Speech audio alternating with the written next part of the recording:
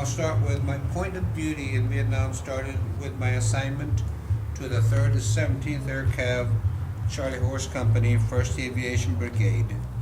My MOS or occupation, military occupation was 35K20, which was the avionics specialist, and I was assigned to a helicopter unit in Xi'an, spelled D-I-A-N. I believe the D is silent, close to Saigon and Cam Ranh Bay.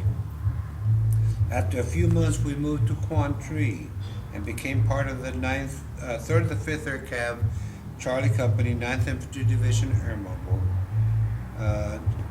with the 9th Infantry Division. Upon arriving in my unit in Xi'an for the first night in country, and not even having been assigned a weapon yet, reality set in as to what Vietnam was all about. Enemy ground forces attempted to overrun our base camp. I wasn't prepared for such an event. Realizing just a few days earlier I had been in the comfort zone of home. I grew up from being a carefree teenager into instant manhood. From bullets flying, mortars coming in, flares lighting up the sky, explosions all around us, facing death, seeing dead and wounded all around me was more than a new soldier on his first night in country could endure. But to surmise all of that, What about that camera? we were just doing our jobs. Upon arriving, we made friends quickly and easily because we had to depend on each other for support. In Xi'an, we had nearly 35 choppers assigned to our unit. In one particular month, during Operation Lamsong 719, which was otherwise known as Dewey Canyon operation, we went through as many as 35 helicopters shot down or damaged. Our death toll was heavy, and I lost many close friends that I had bonded with, taking a heavy toll on me, of course. I had never suffered loss of family or friends in such a violent way. All the training I went through in basic could never have prepared me for what I had to endure in a real war zone. The experiences were quite traumatic. I was working 12 to 18 hours a day trying to keep our helicopters in flying condition with radio equipment and in combat readiness. It came to the point where volunteers were being solicited to temporarily replace door gunners, crew chiefs that were being killed or wounded. With every chopper that was being reported shot down, scrambles ensued where everybody, including me, available to fly a rescue mission, jumped into rescue helicopters in attempt to go out and try to rescue our buddies.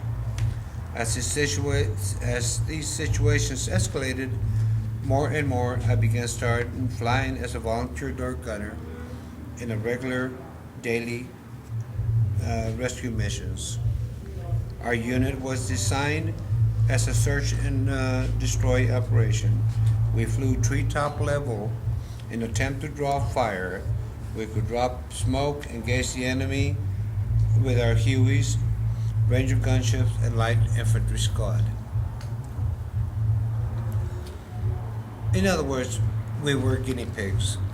We flew treetop level to try to attract fire, return fire, get out of the way, and let the other Hueys, Cobra gunships roll in support of us and take care of business with the enemy.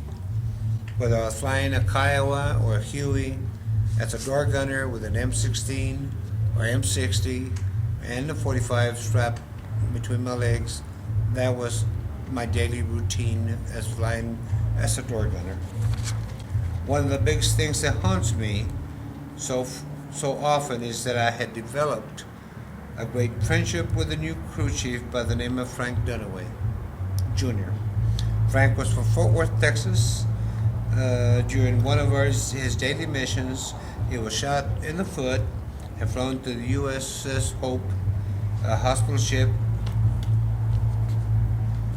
out in the South China Sea.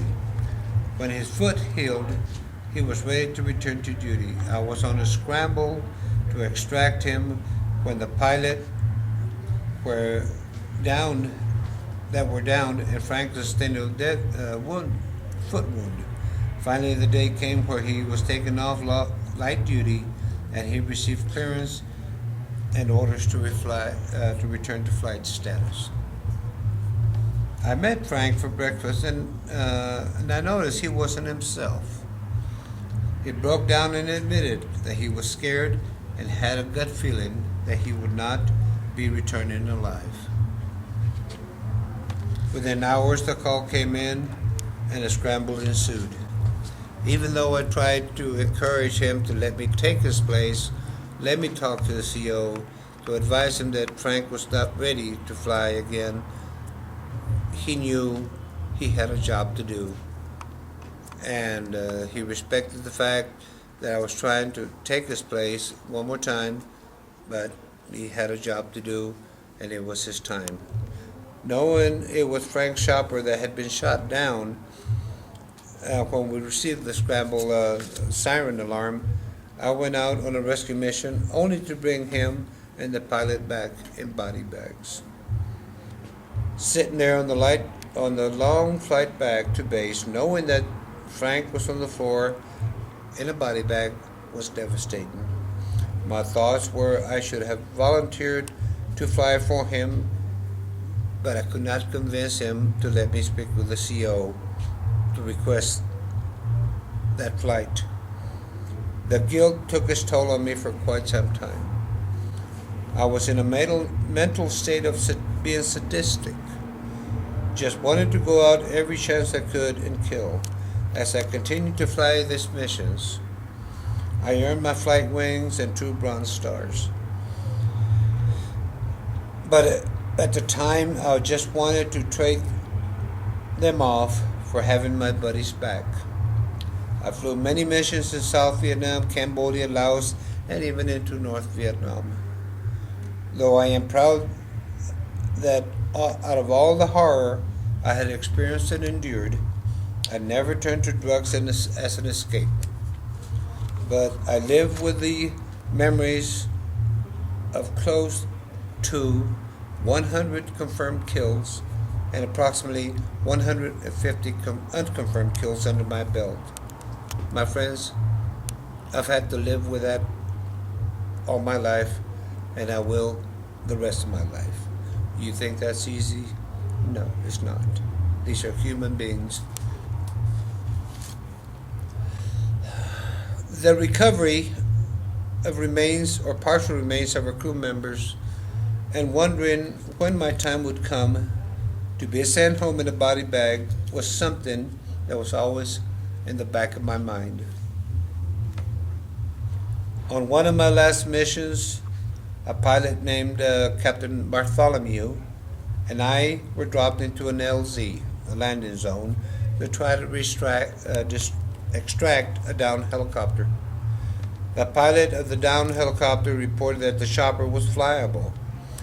We did manage to start after they dropped us off to get the aircraft airborne, but we started receiving fire, took several hits, and lost power of hydraulic fluid. I could see up ahead there was about 30 or 40 NVA heading our way that had shot us down, trying to reach our position, and that was very hard to swallow. When we got hit, after I identified to the pilot to please look down on the floorboard, there was hydraulic fluid all over the floorboard. He keyed his intercom and said, "Well, I understand, but don't look now, but look at the console." The engine light alarm started going off, engine out, engine out. We had to auto-rotate and crash landed, just missing the river, by a few feet. When we hit the ground, my right knee slammed into the console, causing an injury that still gives me problem after 40 years later. The supporting aircraft that came in to rescue us came under intense enemy fire. Those few minutes on the ground with the enemy sight heading for us for the kill seemed like an eternity.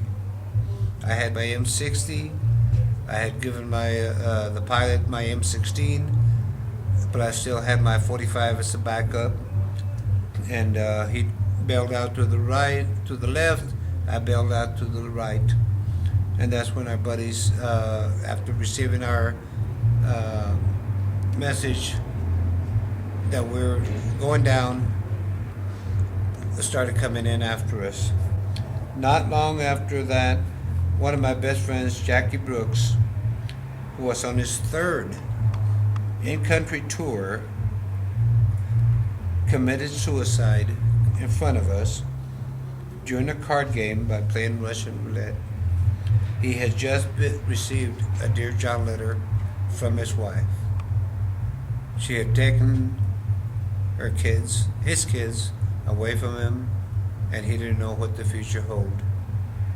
I had been considering re-enlisting and pulling another year in country to get my E6 stripes and the $10,000 bonus that was being offered.